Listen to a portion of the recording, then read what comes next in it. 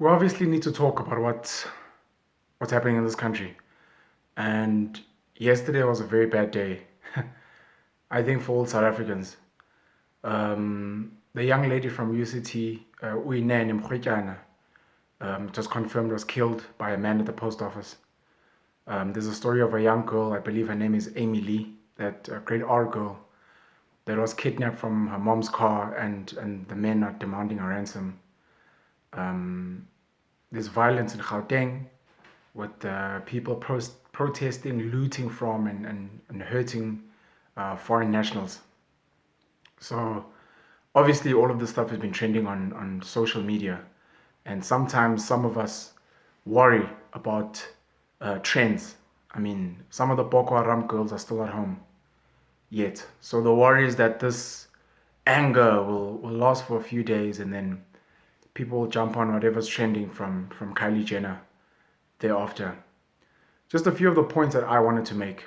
Number one, on the foreigners issue.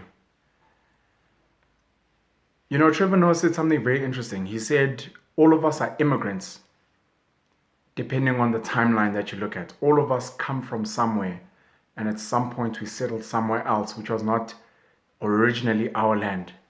And he used the example of white Americans who constantly are like, yeah, we must get rid of these immigrants. Same people who were immigrants at some point and had the native people there, what they call the Red Indians, and they almost wiped them completely out. And today they're the exact same people trying to chase other people, trying to come into a land that is not originally theirs. It's ironic. My stance is this. Number one, if people are drug dealers, drug peddlers, doesn't matter where they come from. They can be locals, they can be foreigners. Those are bad people. Those people must be jailed, they must be educated, whatever it's going to take to rehabilitate them, get them to understand that what they're doing is wrong, and get them to stop doing the harmful things that they're doing.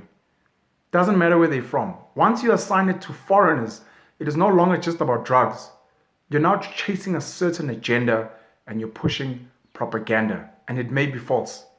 The same way people are saying Nigerians are drug dealers, they must look at the South African drug dealers and say, but who are the South African drug dealers? We've got gangs in Cape Town, famous gangs. And a lot of the gang leaders there peddle drugs. But no one is saying those people must be chased away.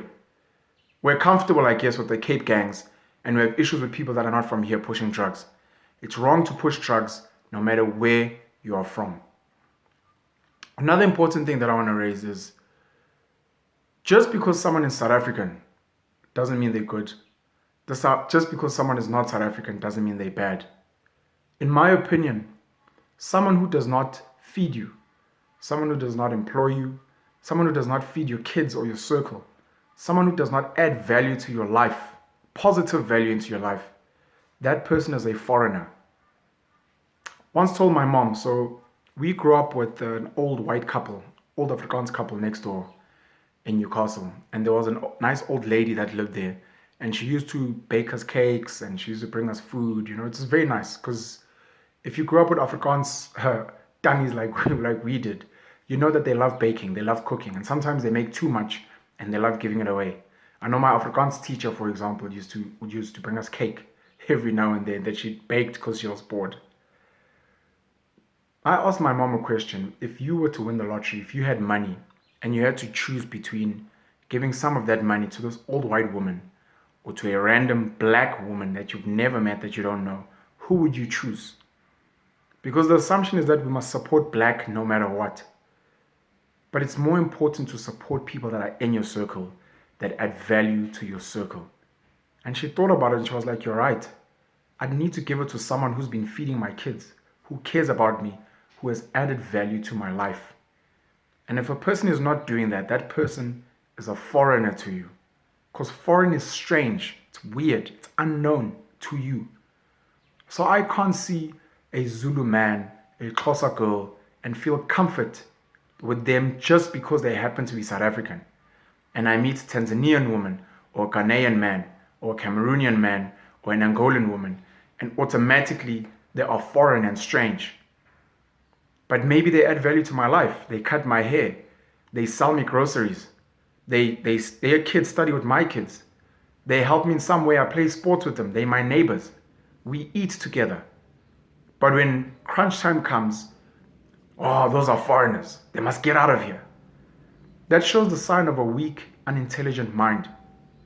And just like Trevor Noah said with the white Americans, it's so funny seeing white South Africans talking about how the foreigners must go. White South Africans whose ancestors came into this country without invitation, stole, killed, oppressed black people. Now today they want to talk about foreigners that are unwelcome in their country. We honestly need to look within. We need to have these discussions and have in-depth discussions to fully understand what we're dealing with. These things we call xenophobia. What are we actually dealing with, and are our minds actually rational, objective, and processing things in the way they should be? That's very sad. To the bad men out there, we're coming for you. There are good men that are trying to do the right thing. To our women, we're sorry and we love you. Have a great day.